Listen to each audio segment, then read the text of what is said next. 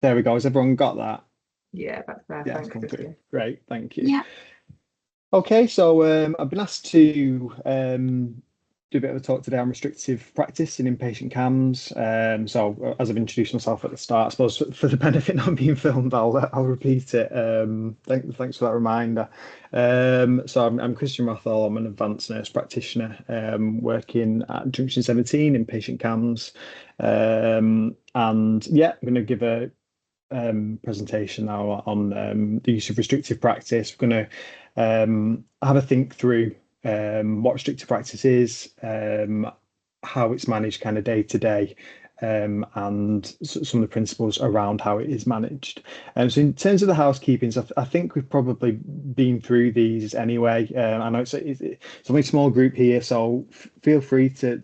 I know there'll be time at the end for questions and that kind of thing, but feel free to shout out, to ask, to interact. That's absolutely fine. We've discussed about it being kind of a safe space, and we'll maintain confidentiality. I suppose the other thing that I wanted to just put across is this is a real well, it's a definite whistle stop tour really of restrictive practice. Want us to get through as much information as possible and the questions as well in the really limited time that we have. But I'm just conscious that I don't want things to come across as kind of flippant at any point. Each kind of incident of kind of restrictive practice, each incident of restraint, each incident of seclusion, everything like that in its own right is a really significant and serious incident. So I just want to be clear that if we brush past anything, that's bearing in mind kind of the gravity of this sort of material really. So aims of the session, so we're going to think about restrictive practice. So we'll think about there being kind of two levels of that, kind of really restrictive interventions which we carry out, and then kind of the day-to-day running of the wards. Think about some of the specific areas of restrictive interventions, and consider any questions at the end. It's only a kind of a brief presentation, and just with the hope, I suppose, of answering some questions, but also providing some discussion as well, and some areas for further thoughts around things. So key areas of kind of restrictive practice which we see in CAMHS inpatient wards, and these are kind of really across the various services really, and we're going to come back to each of them individually. But I suppose these are kind of what I might call maybe the sharp end really of restrictive practice, and the use of restrictive practice is in response to risk, and it's also as a way of carrying out mental health care and treatment, which at times needs to be done kind of in an environment where there is quite significant risk, and also you might have situations where there is a view by the treating team that needs to take place, even if maybe the patient isn't in agreement with it, or if they don't have capacity to agree with it. And also considering kind of the risk to young people as well, and how that is managed, and the risk to other patients and the risk to staff members. So there's various kind of approaches to managing sort of acute risk and carrying out care and treatment.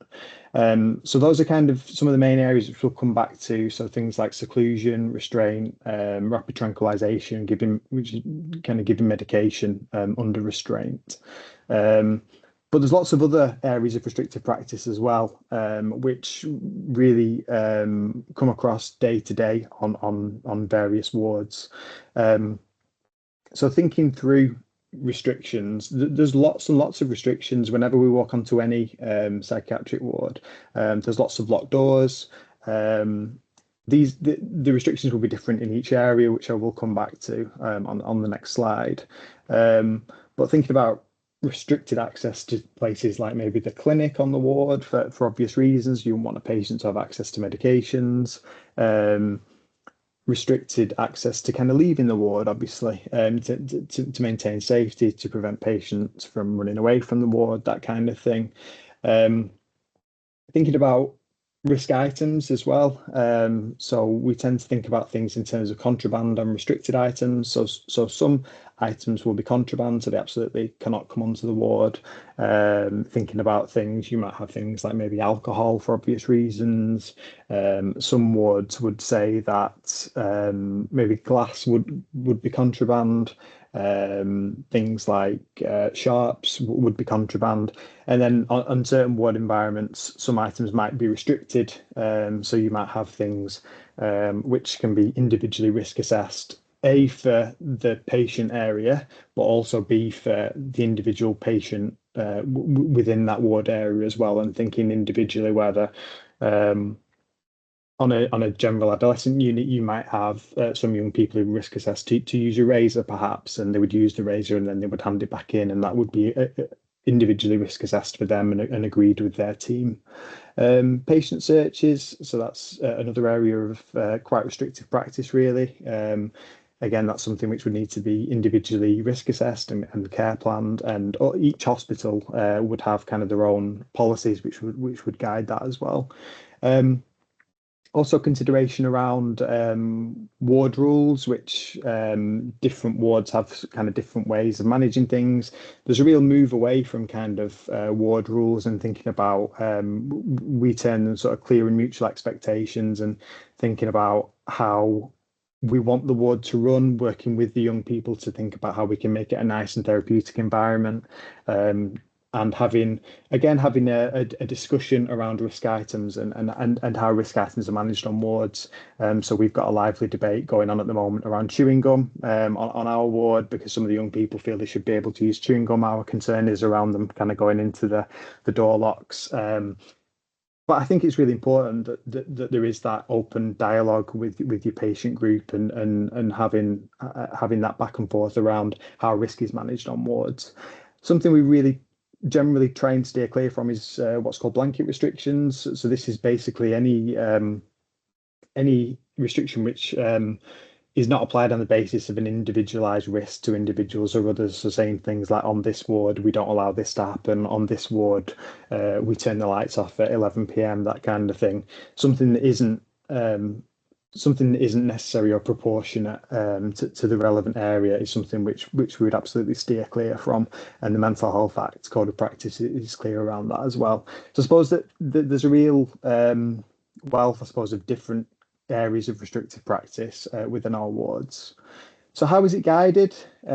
So least restrictive practice is a principle which comes from the Mental Health Act Code of Practice, which was from 2015, and that makes clear around how restrictive practice should be managed, and there should be practice should be as least restrictive as possible. So as the definition states there, any restrictions should be the minimum necessary to safely provide the care or treatment required, having regard to whether the purpose of the restriction can be achieved in a way that is less restrictive of the person's rights and freedom of action. So we had a discussion just before the presentation about the different areas of the different hospital types within kind of tier 4 CAMHS. And least restrictive practice applies everywhere. But so what is okay in a general adolescent unit would obviously not necessarily be okay in a psychiatric intensive care unit, or in a low secure unit, or even going, medium secure unit, eating disorders. So you should always be thinking, what is the least restrictive approach on this ward in this situation? And that guides the practice. So thinking about something like seclusion, which we'll come back to, or restraints may be a better example at this point. So if we're restraining a patient to prevent them from assaulting another patient, we're doing it in the least restrictive way. So we're doing it for the shortest possible time. We're doing it in the least kind of invasive way as possible. And as soon as it's safe to let go of the patient, we let go of the patient and think about next steps. So that's the guide, is least restrictive practice on a medium secure unit. And this applies across sort of the use of the Mental Health Act. So if we think even adult high secure units, even adult high secure units are expected to work within least restrictive practice, but that's least restrictive practice within their patient group within those situations. The key really is the safety of the unit, the safety of the patients, the safety of the staff, and also members of the general public as well, where we think some patients might be a risk of kind of absconding, and they might be a risk to others. We don't just get to carry out any restrictive intervention we might want to do, or we might fancy doing that day, or we might think is right to do that day.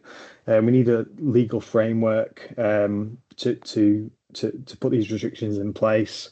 So patients who are not allowed to leave, there needs to be a framework which is keeping them in hospital, which is allowing us to do things which are really very intrusive, like and this isn't common for a lot of young people, but we might have some young people where we need to give treatment without their consent, maybe by an injection or something like that, which we'll come back to. And there needs to be a legal framework for that to happen.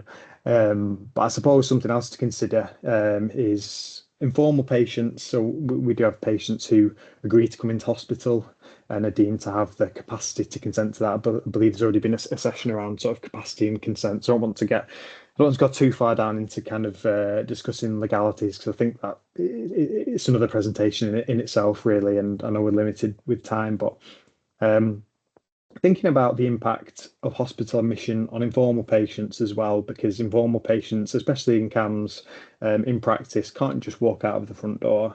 They are subject to having to sort of ask for access to certain things on the ward, having to ask to go to certain areas of the ward.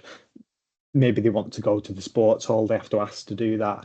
So very important that we always bear in mind the restrictions which even informal patients are subject to when they're admitted to hospital.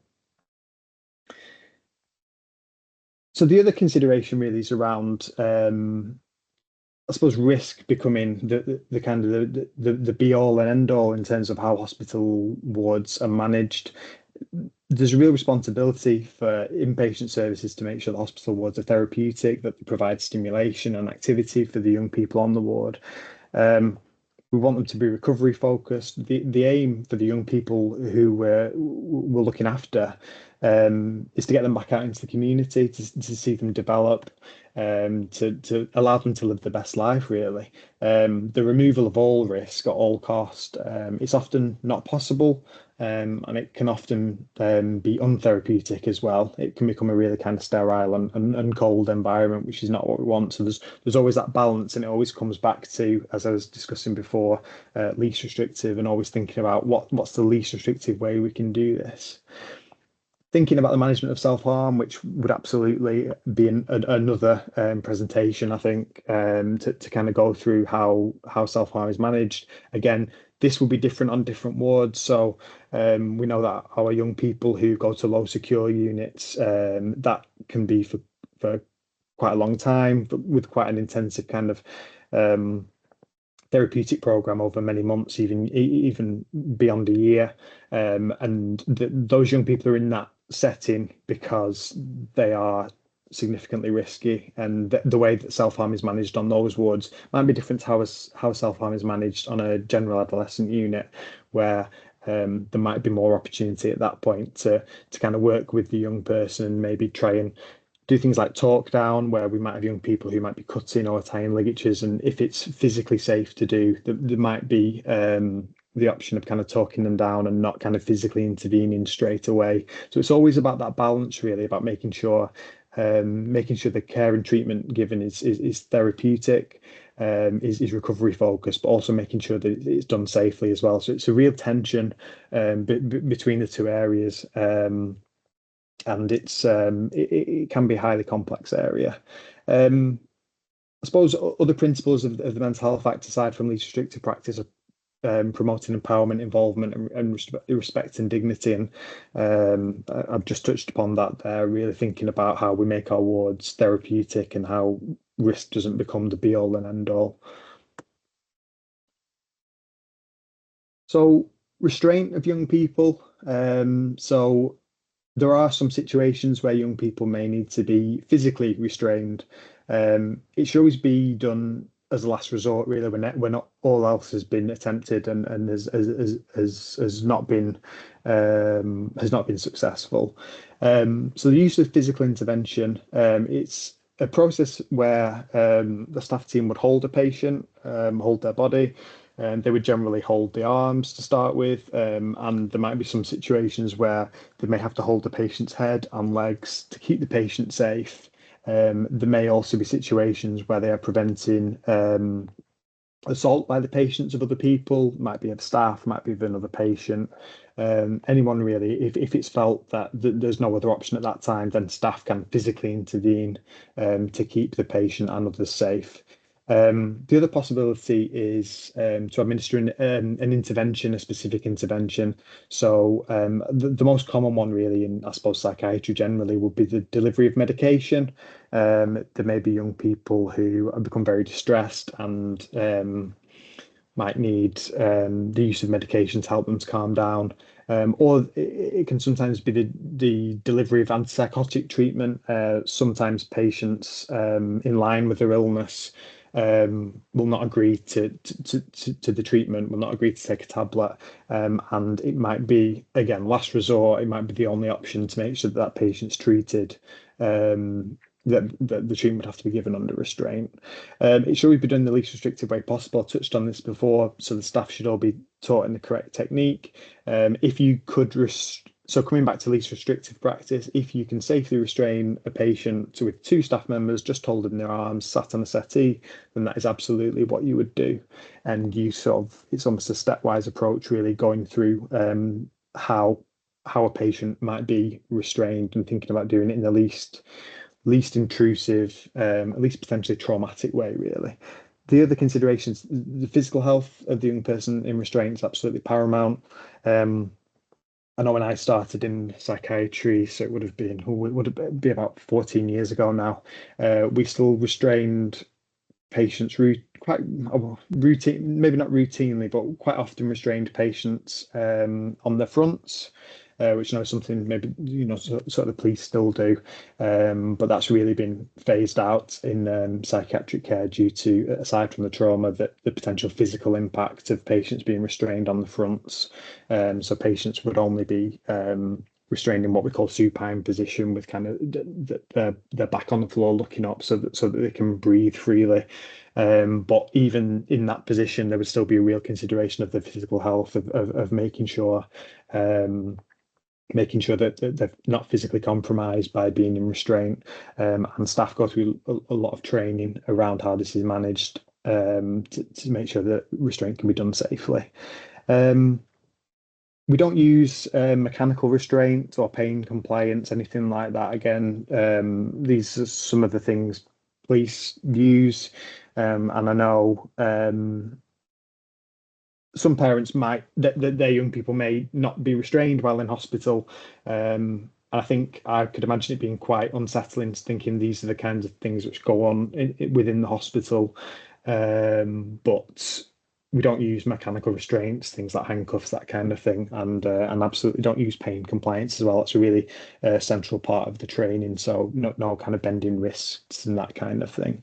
Debriefs take place following, so that will be with the young person, but also with the staff team, and thinking with the staff about learning from the incident and thinking about how incidents can be avoided in the past or in the future, and how they can be managed safely as well.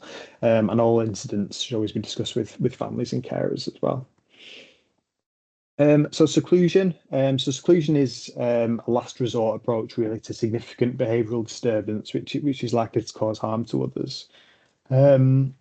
So seclusion, I suppose, in the eyes of the Mental Health Act, in the eyes of the policies within our hospitals, is any situation at all where a young person is confined and isolated from other young people, basically. So the idea of starting seclusion is identifying that we as a staff team are not allowing a patient to leave a certain area. So once we identify that is happening, it then starts a process of reviews, ensuring that the patient is reviewed by, I suppose, more senior members of the team, and ensuring that there's thought around how this can be managed and how the patient can be taken out of seclusion, basically. Over the years, I think that I suppose there's a traditional view of seclusion which still remains in practice. So traditional seclusion is where a patient will be locked alone in a room. So this will be a purpose-built kind of seclusion room with kind of a window so you can maintain the patient's physical safety, you can monitor them, and also where you can make voice contact with them as well. There is with the change in the mental health, so with the change in the code of practice, sorry, in 2015, there was also an acknowledgement that there's other situations where patients are taken away from other patients on the ward. And I suppose specifically for CAMHS and specifically thinking about some of the work we've done at Junction 17 is trying to move towards a different way of secluding patients where it's absolutely necessary, but thinking about how our staff can stay with the patient where it's safe to do so. So seclusion would come generally from an incident of a young person being highly aggressive towards staff or the patients or anyone really, staff having to physically intervene and restrain the young person and not being able to safely do that, and them then having to lock a patient behind a door, alone behind a door. It is a last resort, and sometimes it is the only option. But the other option, if possible and if safe to do, is where the staff stay with the young person. It's absolutely something we prefer to do where possible. But in the eyes of kind of policy and in the eyes of the Mental Health Act, it all counts as seclusion, which I think is with the intention of safeguarding young people, whatever form of seclusion they find themselves within. It should be delivered for in the least restrictive way possible and for the shortest possible time. Sometimes young people may be in seclusion for very short periods of time.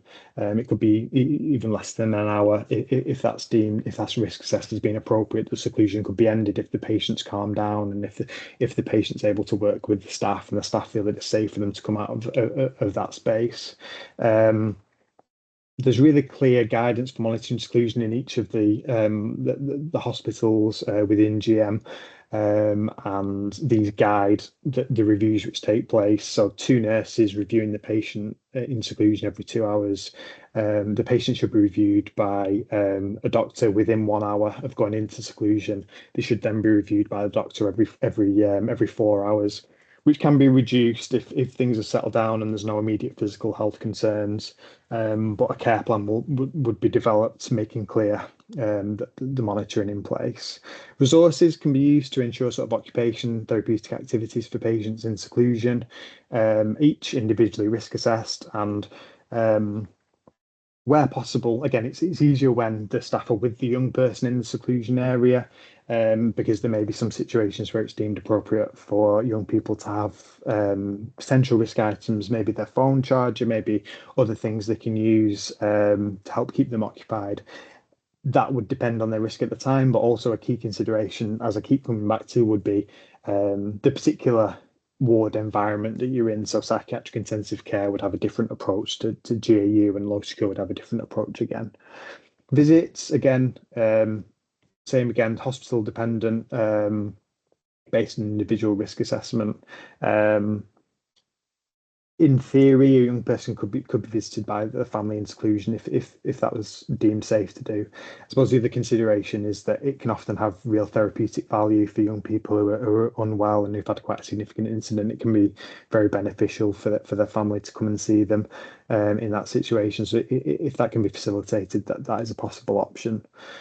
Again, there will be debrief with the staff and patient, and also thinking about putting a positive support plan in place to think about how young people are supported and how future risk incidents can be managed as well.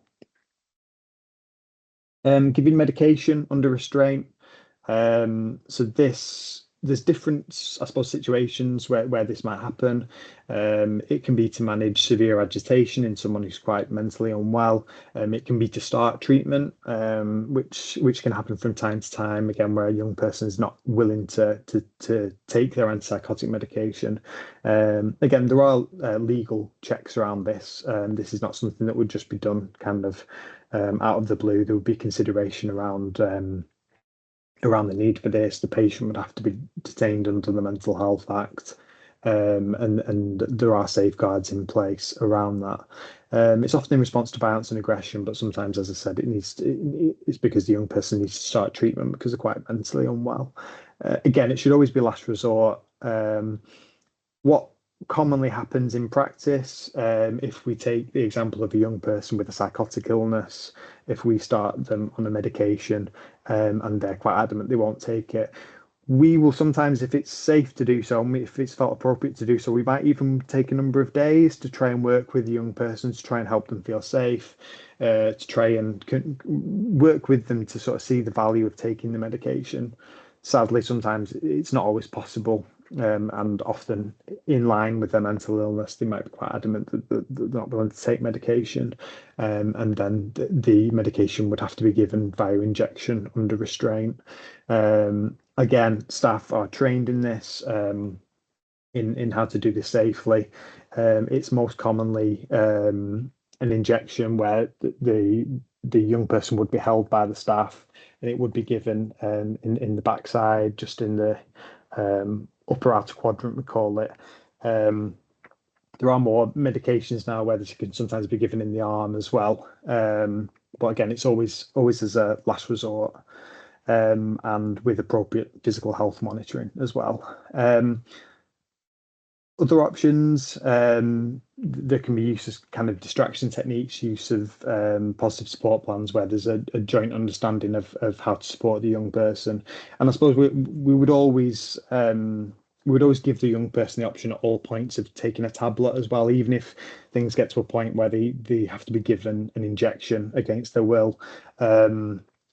That is not done lightly, obviously, but there are sometimes situations where a young person, even while they're not happy about taking the tablet, would rather take the tablet, and we would always be clear with our staff teams that that should always be there as an option for the young person if they don't want to have the injection as well. In terms of monitoring guidelines, it's in line with national guidance on some nice guidance, sorry. Just to ensure the physical health of young people when they're given these medication. Each class of medication has a different standard for monitoring, and anything which is a risk of anything used as kind of a rapid tranquilization where we want to quite quickly calm the young person down. There's really clear monitoring around that.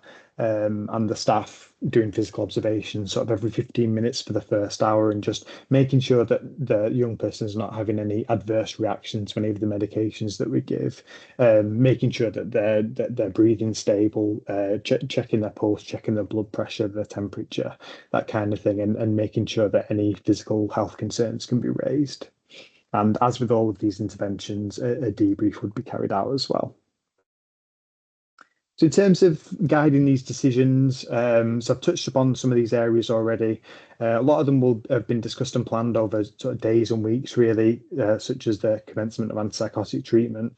Some are emergency situations. Sometimes there isn't always the chance to plan. It might be in response to a sudden deterioration in the patient's mental health, a sudden increase in risk to others. Planning, even in those acute situations, is really important. So for the nurse in charge, or maybe kind of the manager on the ward, or the duty manager if it's out of hours, to make sure that there's the correct sort of skill mix within the staff team, making sure there's an appropriate number of restraint trained staff on the ward, making sure that seclusion environments are safe, that kind of thing. Escalation to senior team is really important. So raising it with the consultant psychiatrist, responsible clinician, making sure that again, if it's out of hours, making sure the on-call medic is aware that a young person has been given rapid tranquilization. However, that would have to have been prescribed by a medical or non-medical prescriber anyway before that was given. That wouldn't just be given by the nursing team out of the blue. That would always have been kind of prescribed, and that prescription would be based upon a consideration of the young person's physical health, any other medication they're taking, that kind of thing. All areas of restrictive practice are really closely monitored to identify patterns, think about areas to work on, and that kind of thing. There's lots of work around reducing the use of restrictions generally, reducing the use of seclusions. At Junction 17, we were able to decommission a seclusion room, which we were really pleased about, and that took a lot of work really, thinking about how there's different ways of managing kind of violence and aggression, and working with the young people and thinking about their views on the use of restrictions and how they felt they were best support as well. And it really is that the work is never ending, because I suppose my personal view is in the past there was the use of kind of mechanical restraint. Psychiatric care and treatment used to be much more restrictive than it is now, and I do sometimes wonder where we will be in 50 years and what we'll look back on in terms of some of the approaches that we do now. And we always need to be kind of thinking outside the box and thinking about other ways of making our hospital environments more therapeutic. And I suppose this kind of forum is really important for doing that. Feedback from young people. So thinking about kind of the young people's view of restrictive interventions. So young people have been really clear that these restrictive interventions are traumatizing, but I suppose they acknowledge that they may be needed at certain specific times. Young people have reported feeling scared and judge well-being in seclusion. But young people also really value positive risk taking, showing belief in them when they lack that belief in themselves. Sorry. And working with young people is really key, making sure we've got that joint understanding of them and thinking about how we can work with them to manage really difficult incidents. And the Maya Angelou quote, I think, is actually really pertinent. People will forget what you said, people will forget what you did, but people never forget how you made them feel. And there might be situations where you have to seclude a young person. There might be situations where you have to give medication to a young person without their consent, which is really a really awful situation for the young person, for family, and for the staff team as well. But there's a way of doing it, and there's a way of making sure that young people and families are supported and thinking about kind of getting through those really difficult periods for kind of the greater good and for the recovery of the young person. Thank you. That's everything. Sorry, it's a bit of it felt like a real whiz through, really. I hope it was useful. That was really great. Thank you, Christian. Should we stop recording and then we can